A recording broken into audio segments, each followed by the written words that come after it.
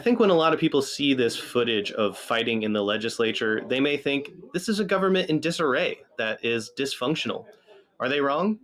They're wrong in the sense that this kind of pushing and shoving or blocking the doorway, even more violent interactions between legislators from the different parties, is somewhat out of the ordinary. But it actually is quite ordinary.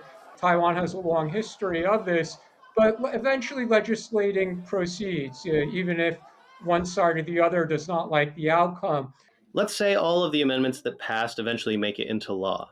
How big of a change would this be? Is it the kind of thing that would impact politics for years to come, or is it a more marginal change?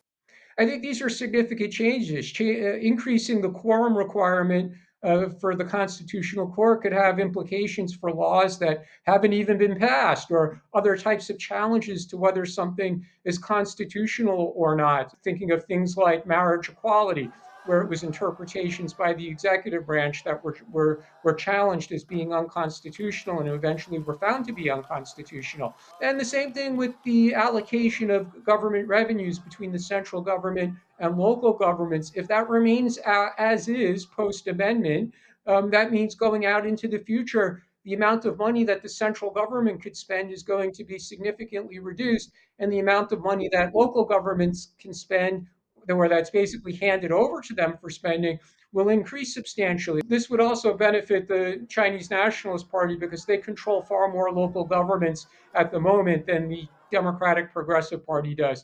Is this about separation of powers or is this purely partisan? In other words, if we were to see the party of the president and the legislative majority flip, would you expect to see a DPP majority reverse these amendments? No, I would expect them to continue to support these changes because if they had a legislative majority, it might give them more power. So again, when the shoe's on the other foot, we see the parties acting in the opposite way to which they previously acted, and that's one of the traditions of Taiwan democracy.